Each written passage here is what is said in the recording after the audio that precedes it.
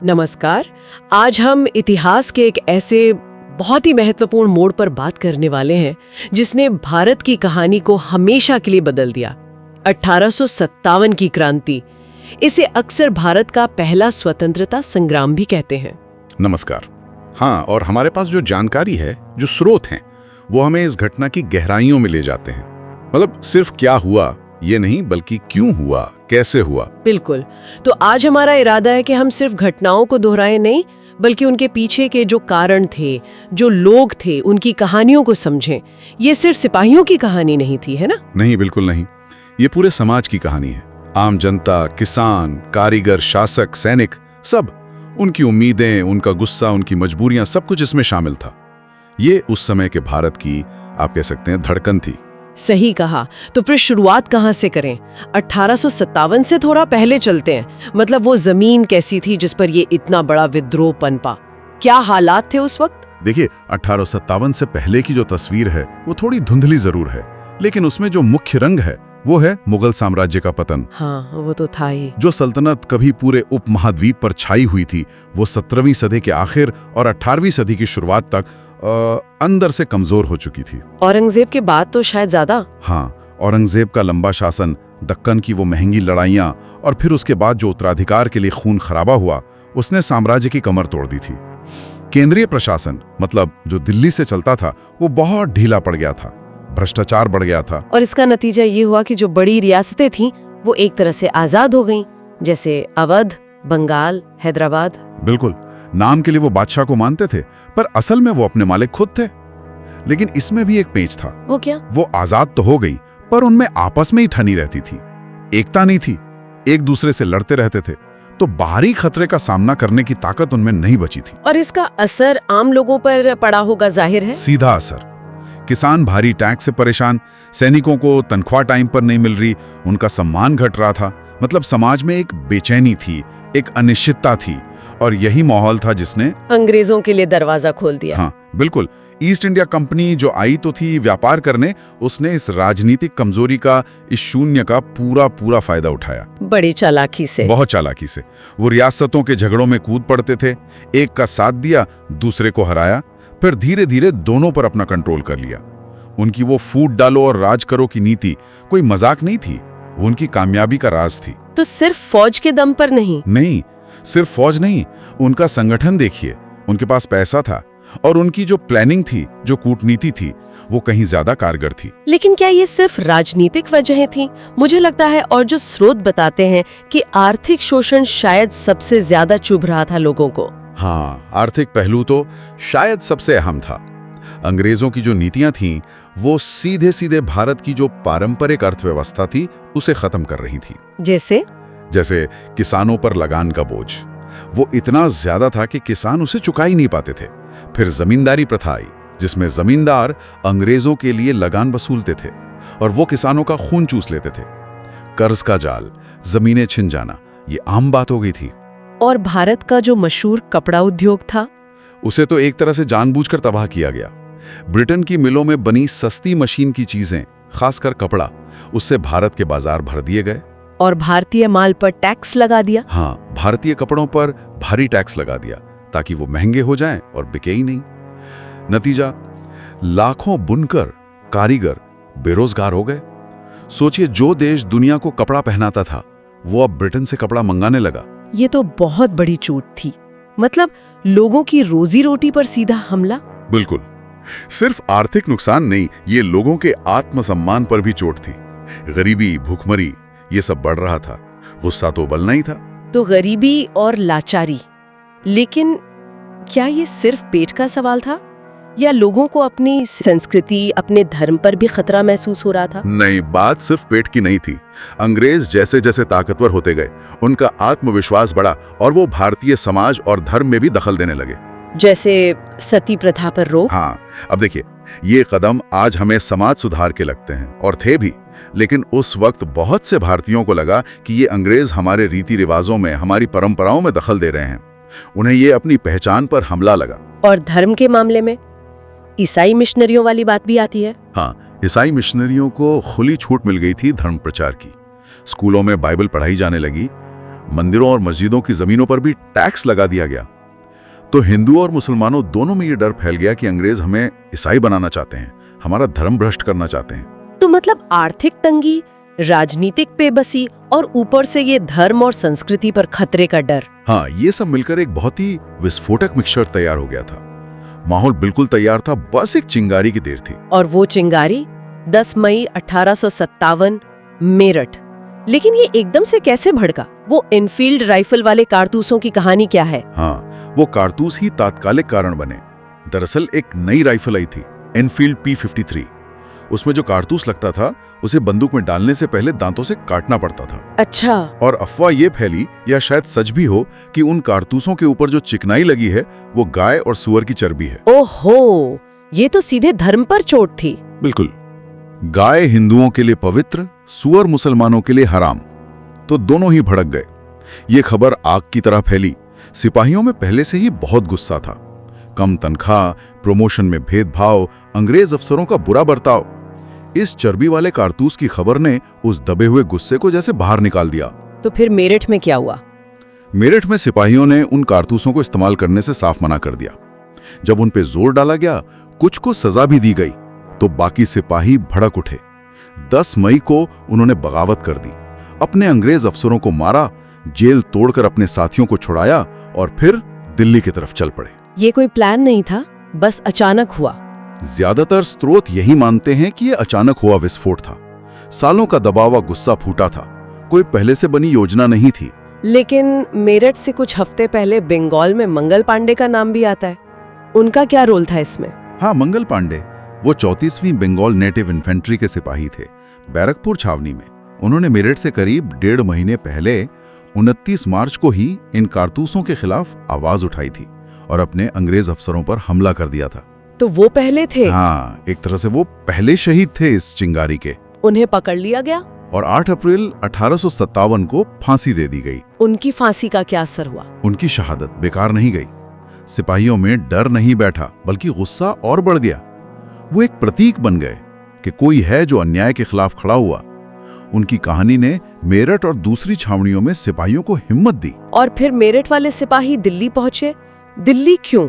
और वहां तो मुगल बादशाह बहादुर शाह जफर थे, जो नाम के ही बादशाह थे। हाँ, जफर बूढ़े थे, शक्तिहीन थे, अंग्रेजों के पेंशन पर जी रहे थे, लेकिन वो फिर भी मुगल सल्तनत के प्रतीक थे, हिंदुस्तान के बादशाह के प्रतीक। तो सिपाहियों ने उन्हें अपना नेता मान लिया? मतलब वो सीधे लाल किले पहुंचे, उस पर कब्जा किया और बहादुर शाह जफर को मना लिया कि वो विद्रोह का नेतृत्व करें।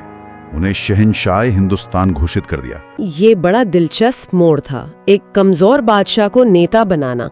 इसका क्या मतलब था? ये प्रतीकात्मक रूप से बहुत महत्वपूर्ण था। जफर के नाम से विद्रोह को एक चेहरा मिला, एक पहचान मिली। अलग अलग जगहों पर जो सैनिक या लोग उठ खड़े हो रहे थे, उन्हें लगा कि हाँ, कोई है दिल्ली में जो हमारा नेतृत्व कर रहा है। मतलब विद्रोह को एक राजनीतिक रंग मिल गया। बिल्कुल। दिल्ली पर कब्जा और बादशाह की बहाली, इसने पूरे उत्तर भारत में ये संदेश भेजा कि अंग्रेजी राज खत्म हो सकता है। ये सिर्फ सिपाहियों की बगावत नहीं रही, ये एक राजनीतिक चुनौती बन गई। दिल्ली तो ठीक है, पर ये आग तो फिर बहुत तेजी से फैली। झांसी, कानपुर, लखनऊ, अवध, इन जगहों की कहानियां तो आज भी हम सुनते हैं। झांसी मतलब रानी लक्ष्मीबाई। रानी लक्ष्मीबाई 1857 के शायद सबसे जानी मानी योद्धा।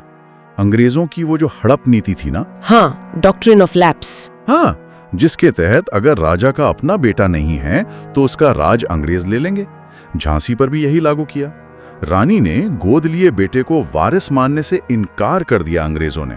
और रानी ने हथियार उठा लिए? बिल्कुल। जब अंग्रेजों ने झांसी पर हमला किया तो रानी ने खुद मोर्चा संभाला। मर्दों के कपड़े पहनकर, घोड़े पर सवार होकर, तलवार लेकर वो मैदान में उतरी। उनका युद्ध कौशल, उनकी हिम्मत कमाल की थी। उन्होंने तो सारी धारणाएं तोड़ दी कि औरतें लड़ नहीं सकती। सही कहा। और कानपुर में थे नाना साहब। हाँ, पेशवा बाजीराव द्वितीय के दत्तक पुत्र। अंग्रेजों ने उन्हें पेशवा मानने से मना कर दिया था और उनकी पेंशन भी बंद कर दी थी। ये उनका बहुत बड़ा अपमान था। तो जब मौका मिला, उन्होंने कानपुर में विद्रोह की कमान संभाली, अंग्रेजी सेना को हराया भी, कानपुर पर कब्जा किया और खुद को पेशवा घोषित कर दिया। तो यहाँ भी व्यक्तिगत अपमान और राजनीतिक महत्वाकांक्षा दोनों बातें थीं। और लखनऊ यानी अवध, वहां बेगम हजरत महल थी। हाँ, अवध का किस्सा भी कुछ ऐसा ही था। वहां के नवाब वाजिद अली शाह को अंग्रेजों ने हटाया था ये कहकर कि वो ठीक से राज नहीं कर रहे और अवध को अपने राज्य में मिला लिया था। इससे वहां के लोग, सैनिक सब बहुत नाराज थे। तो बेगम हजरत महल ने कमान संभाली। जी, उन्होंने अपने छोटे बेटे बिरजिश कद्र को नवाब घोषित किया और अंग्रेजों के खिलाफ विद्रोह छेड़ दिया। लखनऊ में उन्होंने बड़ी बहादुरी से लड़ाई लड़ी, यहां तक कि उन्होंने महिलाओं की भी एक सेना बनाई थी। कमाल है। एक और नाम जो इन सब के साथ आता है वो है तात्या टोपे। वो कौन थे? तात्या टोपे असल में नाना साहब के सेनापति थे, लेकिन वो खुद एक बहुत ही काबिल मिलिट्री कमांडर थे। गुरिल्ला लड़ाई मतलब छापामार युद्ध में माहिर थे। कानपुर हारने के बाद वो रानी लक्ष्मीबाई के साथ मिल गए, ग्वालियर तक लड़े। अंग्रेजों को उन्होंने अपनी तेज चालों से महीनों तक परेशान रखा। हार नहीं मानते थे वो। तो मतलब ये विद्रोह सिर्फ इन 4-5 बड़े शहरों तक नहीं था, और भी जगहें थी? अरे बहुत जगहें थी। बिहार में देखिए, 80 साल के वीर कुंवर सिंह ने जो लड़ाई लड़ी वो मिसाल है। फैजाबाद में मौलवी अहमदुल्ला शाह थे, वो भी बड़े नेता थे। रोहेलखंड, बुंदेलखंड, मध्य भारत, कई इलाकों में लोग उठे। स्थानीय नेता, जमींदार, किसान, कारीगर। तो ये वाकई एक तरह का जन आंदोलन बन रहा था। हाँ, इसमें शक नहीं। अलग अलग तबके के लोग, हिंदू मुसलमान, सब साथ आए थे अंग्रेजों के खिलाफ। इतना जबरदस्त फैलाव, इतनी हिम्मत, अंग्रेज तो हिल गए होंगे। उनकी क्या प्रतिक्रिया थी? हिल तो बुरी तरह गए थे। उन्हें अंदाजा नहीं था कि ये आग इतनी फैलेगी, लेकिन वो जल्दी संभले और फिर उन्होंने अपनी पूरी ताकत लगा दी इसे कुचलने में। कैसे? ब्रिटेन से और फौजें मंगवाई गईं। उनके पास हमसे बेहतर हथियार थे, बेहतर कम्युनिकेशन था, पैसा था। उन्होंने एक एक करके विद्रोही गढ़ों पर हमला किया। दिल्ली, कानपुर, लखनऊ, झांसी, बहुत भयानक लड़ाइयां हुईं। और कहा जाता है कि अंग्रेजों ने बहुत जुल्म भी किए। हाँ, ये दुखद सच है। विद्रोह को कुचलने के लिए उन्होंने बेइंतहा क्रूरता दिखाई। विद्रोही सैनिकों को तोपों से उड़ा दिया गया। आम लोगों को, जिन पर जरा भी शक होता था कि वो विद्रोहियों की मदद कर रहे हैं, उन्हें सरेआम फांसी दी गई। गांव के गांव जला दिए गए। दिल्ली, कानपुर, लखनऊ, इन जगहों पर तो कत्लेआम हुआ। मकसद सिर्फ विद्रोह दबाना था या डर बैठाना भी? दोनों। वो चाहते थे कि ऐसा डर बैठ जाए कि आगे कोई सिर उठाने की हिम्मत ना करे। ये तो बहुत भयानक था। लेकिन इतनी बहादुरी, इतने बलिदान के बाद भी ये क्रांति कामयाब क्यों नहीं हुई? क्या वजहें थीं? देखिए, इसकी कई वजहें थी, कोई एक कारण नहीं था। सबसे बड़ी कमी शायद एक मजबूत केंद्रीय नेतृत्व की थी। बहादुर शाह जफर नेता तो थे, पर नाम के। असल में कोई ऐसा नेता नहीं था जो पूरे देश के विद्रोह को एक साथ एक दिशा में चला सके। मतलब समन्वय नहीं था। हाँ, समन्वय और एक साझा रणनीति की कमी थी। रानी लक्ष्मीबाई, नाना साहब, तात्या टोपे, बेगम हजरत महल, ये सब महान योद्धा थे, पर अपने अपने इलाकों में लड़ रहे थे। आपस में तालमेल उतना अच्छा नहीं बन पाया। और संसाधनों का फर्क? वो तो बहुत बड़ा फर्क था। हमारे सिपाहियों के पास जज्बा था, हिम्मत थी, पर अंग्रेजों की संगठित फौज, उनकी नई राइफलें, उनकी तोपें, उनके सामने हमारे पारंपरिक हथियार जैसे तलवारें, भाले, पुरानी बंदूकें ज्यादा टिक नहीं सके। पैसा, रसद यानी खाने पीने का सामान, इन सब की भी कमी थी।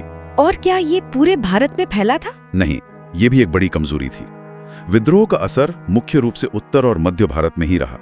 दक्षिण भारत, पंजाब, बंगाल, राजपूताना के ज्यादातर हिस्से या तो शांत रहे या अंग्रेजों के साथ थे। कई बड़ी रियासतों ने भी अंग्रेजों का ही साथ दिया। उन्होंने साथ क्यों दिया? उसके भी अपने कारण थे। कुछ को लगता था अंग्रेजों का पलड़ा भारी है, कुछ के अपने हित अंग्रेजी राज से जुड़े थे। और क्या समाज के सभी लोग साथ आए थे या अंग्रेजों के वो फूट डालो वाली नीति काम कर गई? कुछ हद तक तो काम करी गई। हालांकि ये सच है कि हिंदू मुसलमान इस लड़ाई में कंधे से कंधा मिलाकर लड़े, जो बहुत बड़ी बात थी। लेकिन अंग्रेजों ने कोशिश की दरार डालने की।